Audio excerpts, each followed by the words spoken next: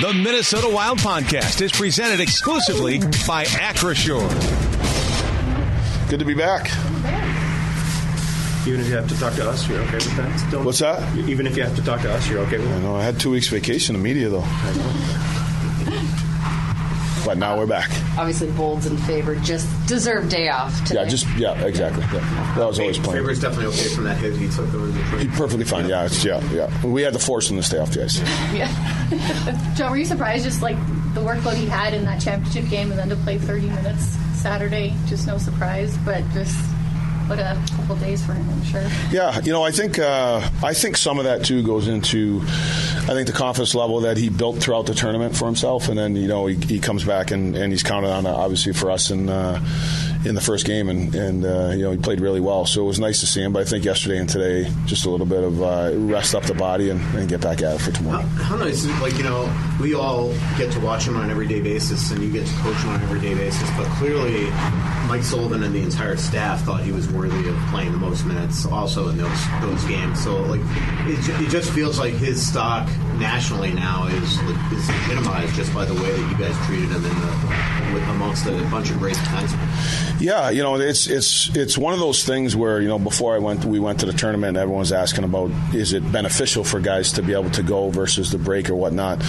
But Brock in particular and Matt, I think he started as a 5'6" defenseman to start the tournament, and then midway through the Finland game, you started to see, I think you could recognize as a coach what he brings to the table, and I thought he got more and more comfortable, and then he and Slavin wound up being a pair as it went on and played against the top players, and it was nice to see him respond like that in a high stakes environment, in a best on best tournament, playing against the best and being relied upon 5-on-5 and on the penalty kill. So it was nice to see that, and obviously Sully and the rest of the coaching staff recognized that, and ultimately Sully was a guy that was changing the lines and making sure we talked as a staff who was going to play in what situations. But he and Bolts both did a good job and rose to the occasion and really got better and better as the tournament went on, which was good to see. Yeah, how do you make sure Matt brings that here to Minnesota? I mean, he did tremendous at World Juniors, saw great things at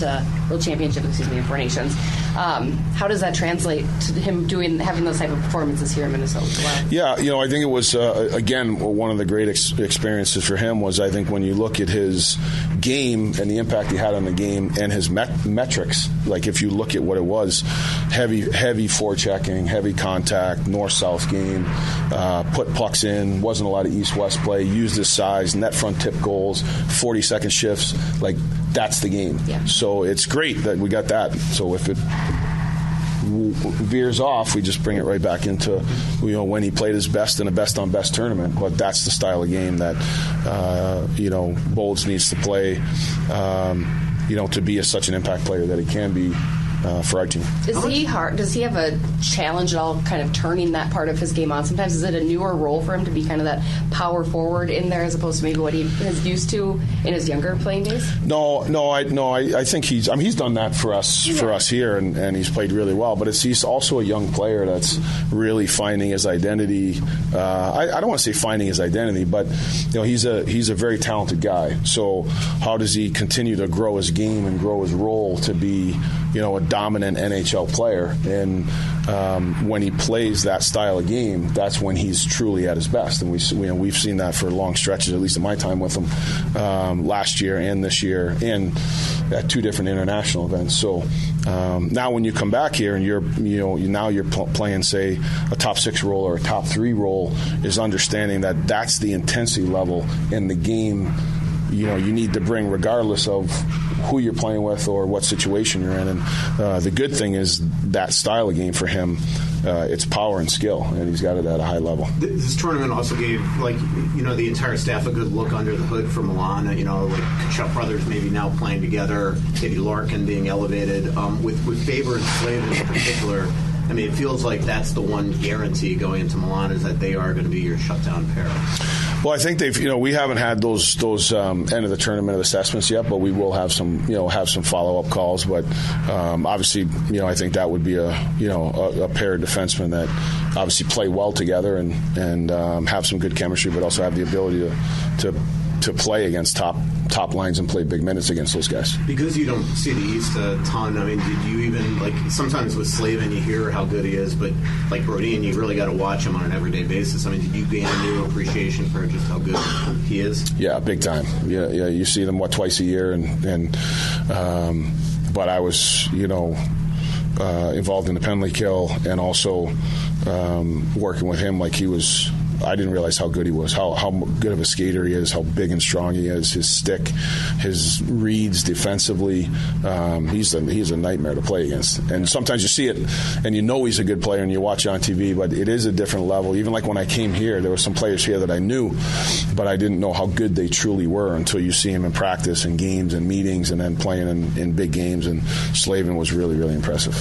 On you guys, Foligno just seems to be having a really quality, probably under the radar season, especially defensively, and now he's starting to get rewarded for that. Just how happy have you been for a guy that's really had some major injury issues the last couple of years? Yeah, I really like the way that Moose is going. It's obviously last year he missed a lot of things that we were trying to do, and then he comes into training camp off the injury and then kind of getting himself up. And then I think maybe the first 10 or 12 games, I think we were all talking about help him getting his game going, and he's done a really good job. I think he's moving his feet.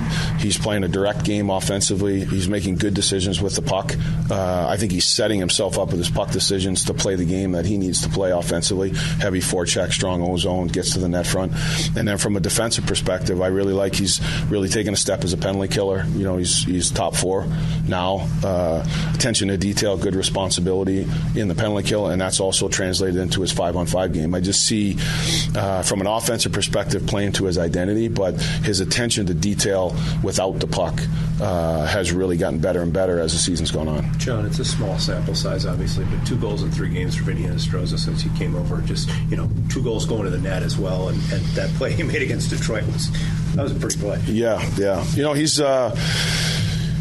He's a good player. He plays the game fast. He's a willing skater. He's got good pace to his game. He's competitive. He gets to the net front. He works hard and he's got some skill. It's not just a guy that works hard and doesn't do things, but he plays the game. In the short sample size that we've had, but also coaching against him, we knew it was going to be fast, tenacious, hardworking, a tough player to play against. And then from an offensive perspective, when he has time and space, he has some skill to make some plays. But when he scores, he's scored at the net front, which is usually what you need to do. So he's been a good addition. What's your read on Lauko's writing this, where he's at? I would think he should be good after today's practice, but you never say for sure until I know for sure. But it was a full practice and contact drills and things like that, so he looked good. Gus will get back in tomorrow. Gus will play tomorrow, yeah. I think you mentioned that for the game Saturday, but just kind of these late game rallies, tying at 6-on-5. Is that just like the technique that you kind of alluded to, or is there something there when the team gets in the situation it becomes easier? There's some confidence there too, or what do you think is catalyst most chiefly? Yeah, I do think that when you get in those situations, say earlier in the year, and you have some success with it, I think there is a belief that you can do it. If you wind up with 6-on-5s and you never score and you don't come back into games, but it's something that we talked about in the beginning of the year is, we want to be able to play every situation as it comes. Sometimes you're protecting a lead, sometimes it's a tie, sometimes you got to come from behind. I think for the most part, on the 6-on-5, we've been hard on pucks. We've been tenacious to get pucks back. And you look at a lot of the goals; they're all around the net front, right? They're all in and around the net front with bodies, and we make it's a pretty strong commitment in that area, and that's usually how you score 6-on-5. It's not usually from the perimeter. Mm-hmm. Back to Boldy quick. Where do you feel like he's at on the defensive side of this game, and where else do you continue to go as he develops? Yeah, I think from a defensive standpoint, he's been good. We use him 5-on-6 at the end of a game. His line usually plays against top players. I think that he's responsible without the puck. He's got good attention to detail. I think we're in combination with that. I think when he combines that with strong forechecking, good puck management, and a power game on the offensive perspective, then he's really playing well. But I would say without the puck, from a defensive standpoint, he's conscientious, he's willing to defend, and he plays to the structure. All this talk about players coming back from Four Nations and working back into things. Have you been able to get any rest yourself? A little bit yesterday. Yeah, it was good. But it's exciting to come back. Like it was a great experience, and a lot of times you get some juice coming off of that too. You get some different ideas on things and around different people, and then you come back and you're excited to, especially with our team. Like I really enjoy being around the team. I do enjoy coaching them. I think we have a good thing going. We have some exciting hockey to come. So I think the situation that you're coming back to with the group of guys and the push we got here for the next 25 games is going to be exciting. So to me, that's kind of juices yet. Do you learn more about different systems and structures, or do you learn more about the personnel when you watch guys up close that you haven't seen, you haven't lived with before? Yeah, both, really. I think from a player perspective, as we talked about with Slavin, it's you these guys are good players, but you're interacting with them daily, whether that's in meetings or in meals or whatever your responsibilities are as a coach. So you get to know the players a lot more than just coaching against them.